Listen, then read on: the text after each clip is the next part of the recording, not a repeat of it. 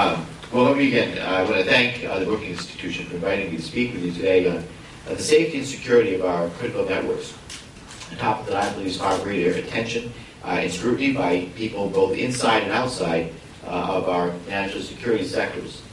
Now, I have a feeling that I have a lot of company in the room here today when I admit that I've always had the reputation of being a technology nerd. So I was more than thrilled back in 2007 when I was selected to chair the Homeland Security Subcommittee with jurisdiction over cyber programs. The field of cybersecurity was a bit new to me at the time, but it sure was right up my alley, and I really did jump into the issue with great passion.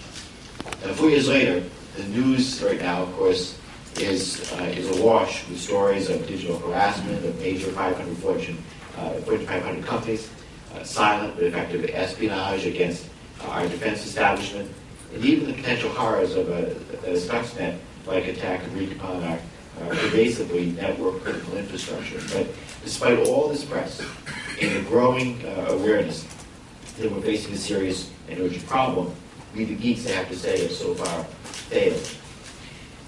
I believe that we should examine some disturbing facts.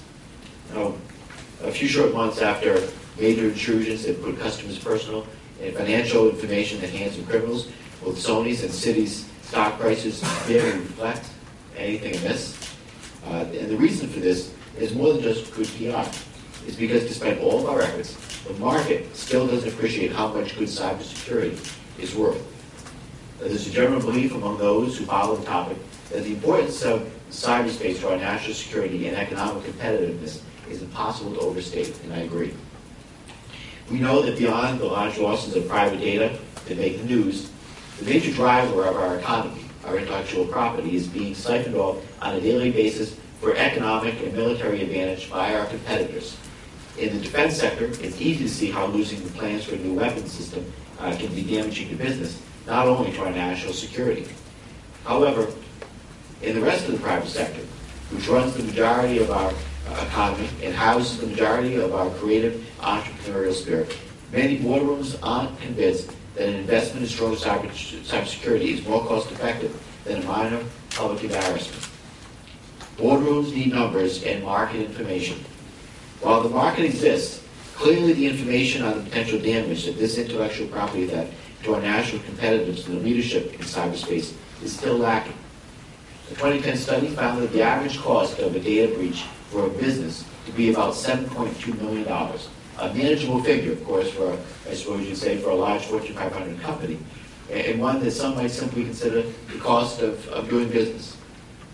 But the increasing value of intellectual property makes each of these losses minimal in comparison to the potential long-term damage to America's ability to remain the world leader in innovation.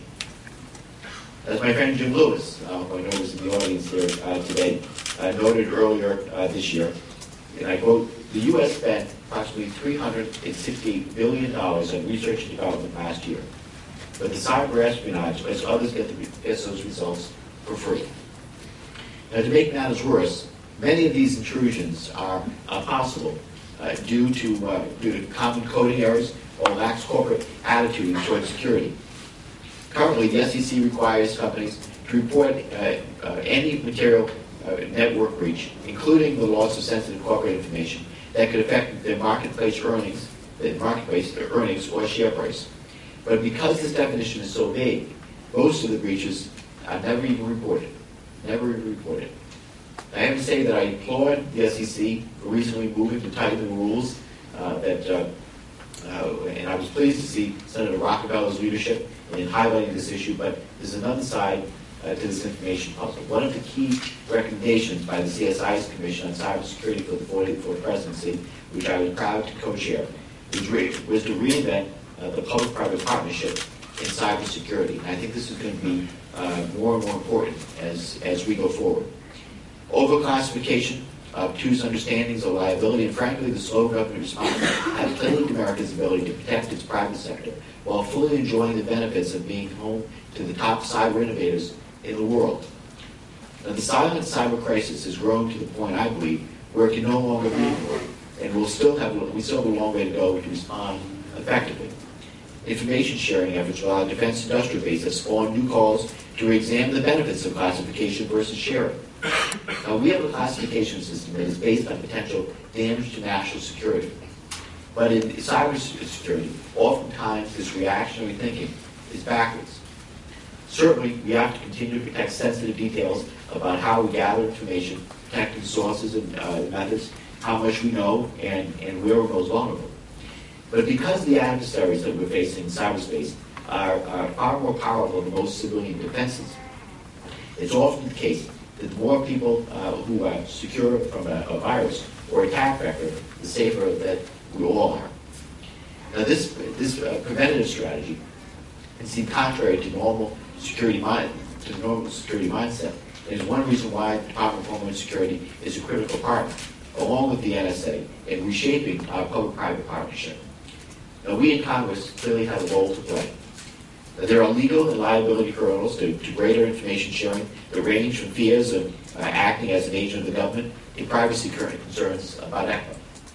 What's clear, however, is that the cyber threat information in government hands needs a clearer pipeline or even network to enable it to be shared with the private sector. While some of this information may need to remain classified, much of it can and should be shared for the greater good of our country. Now, another area of focus of the CSI's commission was critical infrastructure. In 2007, my subcommittee on the Homeland Security Committee began investigating an evolving threat to our critical infrastructure, the threat through cyberspace. It became clear to the committee that many in our utility sector didn't fully appreciate the vulnerabilities that they exposed themselves to by linking their industrial control systems to their corporate IT networks. They didn't understand it then, and I don't think they clearly understand it now, quite frankly. As Stuxnet has shown the world, a serious attack to cyberspace is all too real possibility. Yet many companies still have not confronted the risk, focusing on reliability over security and profit over protection. Now, the threat of a cyber war against our critical infrastructure may seem far off, but we're already beginning to see the interest among the hacking community in the massive and often shocking vulnerabilities and lax mindset that plague our power, water, transportation, and other utilities. Now, it used to take a sophisticated attacker to pull off a distributed denial of service attack. Now, though, all you need is an internet connection and tools such as the low orbit ion cannon and an angry mob. My gut tells me that we're going to see similar progression against our critical infrastructure as time goes forward. I believe that it's time for a new take on the public-private partnership, the government taking the lead in issuing standards and guidance for the protection of critical utilities and infrastructure. Now, I've worked hard to bring this model to the federal level in cybersecurity to the electric grid, but it applies all across other sectors as well. I've introduced a bill earlier this year that echoed the White House, the model for establishing frameworks for various critical infrastructures, guided by the best practices developed across industries. I've also been interested in the potential creation of a critical infrastructure type realm. And there are others that are starting to pay closer attention to this and talking about it. Just recently, a key member in cyber from the FBI. This idea could range from simply a different set of security rules and expectations when operating on a highly critical network, such as those attached to the SCADA systems of nuclear power plants, all the way to a new domain built on the goal of security built in from the outset. Now, many of my colleagues and many in the industry have noted the challenges, of course, in creating a new regime for protecting critical systems in cyberspace, but I believe that the urgency of this effort demands that we take some kind of action. Now, the status quo of security through anonymity is clearly gone. Those who gain political, economic, or military advantage through damage or disruption of critical infrastructure, critical systems, are already well aware of the technical vulnerabilities. If we cannot convince policymakers and the private sector that security must be a priority, then we're all going to suffer the consequences. Now, I was glad to see the House Republicans recently offers policy recommendations on cybersecurity that match the efforts that I've been pursuing with my colleagues in the Senate and the White House. And I believe a balanced approach to the incentives and regulation could but certain sectors that haven't yet taken security serious enough and need more federal oversight in this area. I'm encouraged by the Republicans' task force findings, and I commend Mac Thornberry, who led the task force for his work, and I'm certainly hopeful that this will be an area where we can see continued bipartisan efforts to move legislation through the Congress by the end of this year. However, we as policymakers must remain actively engaged to continue to educate our colleagues and the public. It's easy to look at a breach like WikiLeaks, or to a lesser extent RSA, and understand how it can threaten our security. But quantifying the impact of the economic damage done to our economy from continual daily fraud and espionage is much more difficult an equation to comprehend. Now, some say it's going to take a cyber 9/11 or a digital Pearl Harbor that inflicts severe damage on our power grid, water supply, or financial system to finally convince the public and the markets that cybersecurity is a worthwhile investment. Now, I've been fighting to make sure that it does not take emergency, but I do fear that we're running out of time. Automated tools are lowering the bar for cyber mischief, while the advanced actors are getting more and more creative every day. And I have to say that we only have to look as far as a new fascination in the hacktivist realm with the PLCs and SCADA systems that control our critical infrastructure, or the recent revelations of intrusions among the energy sector to guess the targets of future attacks. Let's move with all haste to ensure that we're ready for the coming storm.